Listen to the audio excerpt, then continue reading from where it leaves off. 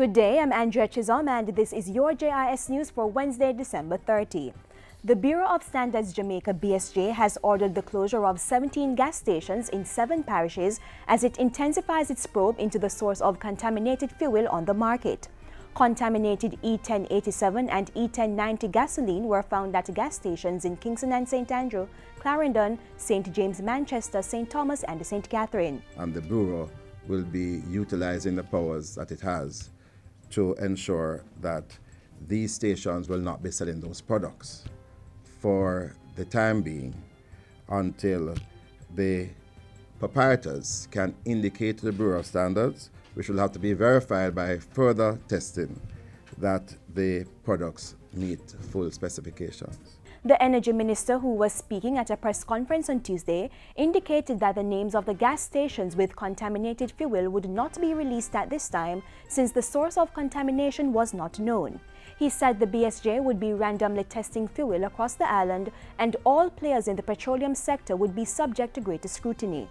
Going forward, we are going to require that every single person who comes in contact with this trade will be required to keep proper accounting information that will be subject to auditing so that we can trace the product from importation or from delivery at the loading rack into the market.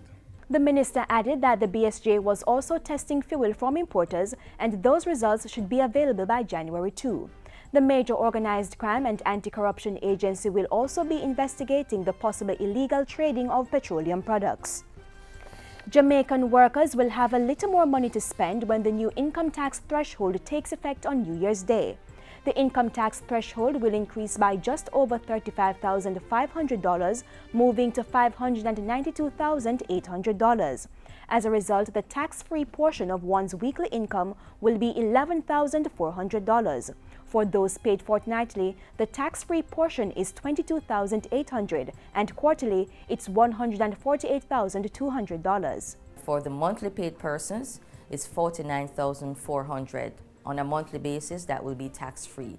So any income that they have in excess of that will be subject to the normal 25% taxes. With that, you'll find that you'll have a little more in the kitty. It's a small amount, but your take-home pay will be a little more than it was in 2015. Ms. Horton was speaking in an interview with JIS News. The increase in the income tax threshold is in keeping with the 2015-2016 revenue measures announced by government. The Ministry of Labour and Social Security is moving to increase its contribution to economic growth and development. Portfolio Minister Dr. Fenton Ferguson says additional training for staff, improved customer service, labour market reform and increasing productivity levels will be high on the agenda. We must be seen in the context of industrial relations. It must be seen in the context of education and training. It must be seen in the context of labour policy and legislation, and it must be seen in the context of social protection.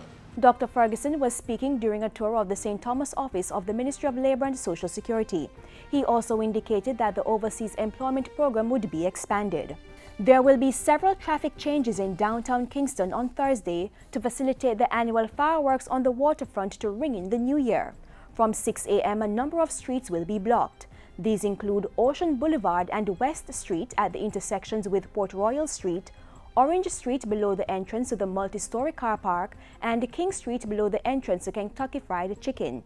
Meanwhile, the Urban Development Corporation, which is spearheading fireworks on the waterfront, is asking patrons to wear white at the event. This year's theme is Hope, Renewal, and New Year. Activities will begin at 3 p.m. with rides for children and a variety of food and art and craft items. The main event, the stage show, will begin at 6 p.m. And finally, scores of people paid homage to national hero, the Right Excellent George William Gordon today at a floral tribute at the National Heroes Park in Kingston. The occasion was to commemorate the 200th anniversary of his birth. Principal Director in the Ministry of Youth and Culture, Dr. Janice Lindsay, underscored the value of the ceremony. When we can take the time as a nation to reflect and pay homage to those who have charted the path to the liberties we now enjoy, it signals an important message, about the value we place on our human capital. Deputy Governor General Custer Stedman Fuller, who represented Governor General Sir Patrick Allen, and Education Minister Reverend Ronald Thwaites were among those laying floral tributes. George William Gordon, who was instrumental in the Morant Bay Rebellion of 1865, was conferred with the Order of National Hero in 1969. And that's it for JIS News today. I'm Andrea Chisholm. Thank you for watching.